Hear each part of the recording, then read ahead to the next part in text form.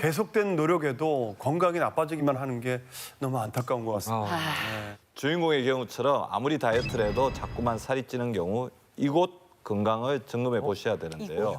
이곳? 자, 우리가 비만 때문에 항상 제일 걱정하는 부위가 어디죠? 배. 배죠. 바로 그곳 옆에 있습니다. 바로 대장입니다. 대장? 대장 할 때는 네, 대장? 대장. 장내 세균은 유익균과 유해균으로 나뉘게 돼 있습니다. 이 뚱보균은 우리가 정말 잊어버리고 싶고 끊어내버리고 싶은 비만 시절을 기억합니다. 그래서 비만 시절로 끊임없이 우리의 몸을 되돌려 놓으려는 노력을 계속 하게 되는 거죠. 끊임없이 본인도 투쟁하고 있다는 겁니다, 몸속에서. 자, 그런데 어떻게 되돌려 놓느냐. 유익균은 길이가 짧은 단세 지방산을 만들고요. 뚱보균은 길이가 긴 장세 지방산을 만들어내게 됩니다. 그런데 이 장세 지방산은 지방을 끌어당기고 자습과 같은 부심력을 가진 존재가 된다는 거예요. 네, 지금 보고 계신 걸 단세 지방산과 장세 지방산이라고 가정해 보겠습니다. 단세 지방산의 경우에는 보시는 것 같이 적은 양의 지방을 끌어당기지만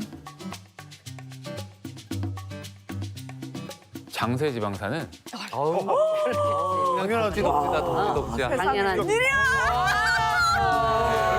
크기가 긴 만큼 더 많은 양의 지방을 끌어당길 수밖에 없는 지방이야. 거죠. 하얀 지방. 네, 그런데 이 장세 지방산이 끌어당기는 이 지방의 수도 많지만 이 지방의 종류에도 특징이 있습니다.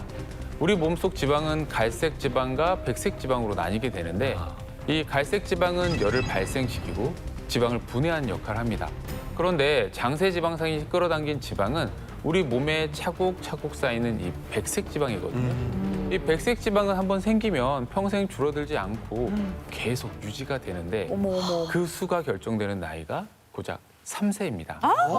네. 우리 전복이. 전복이 지금 잘 관리해야 되죠. 그러니까 아무리 살을 빼도 지방의 수는 변하지 않고요. 이 지방의 크기가 커지느냐 작아지느냐에 따라서 살이 찌고 빠지고가 결정되는 거죠. 그런데 이 뚱보균이 많으면 어떻게 되겠어요? 이 장세 지방산이 생성해서 수많은 백색 지방을 끌어당기고 이 몸집을 부풀리게 되겠죠. 그러면서 요요 현상이 발생하고 비만 시절로 되돌아가게 되는 겁니다. 그리고 반복된 요요는 우리 몸에 계속 체지방을 차곡차곡 쌓게 만드는데 그럼 이 체지방을 어디에 쌓냐? 어딜까요? 알죠. 네, 네, 바로 복부입니다. 네. 맞아. 네, 그래서 이 복부 지방, 그 중에서도 내장 지방은 가만히 있지 않고 이제 여러 장기로 돌아다니는데요. 지방이 이제 간과 근육에 들러붙으면 인슐린 저항성을 유발해서 당뇨병을 발생시키고요. 네, 요요 현상은 심혈관 질환 그리고 또 암을 유발하는 원인이기도 한데요. 네. 너무 무섭다. 체지방량이 많아지면 혈관에 콜레스테롤이 많이 쌓이게 되고 심혈관 질환의 위험률이 높아집니다. 또 체중 변화에 따른 질병 위험률을 조사해 본 결과 체중 변화량이 큰 그룹은 체중 변화가 가장 적은 그룹에 비해서 전체적인 사망 위험률이 33% 높았고요. 또 심혈관 질환으로 인한 사망률은 31%, 암으로 인한 사망률은 11% 높았다고 합니다.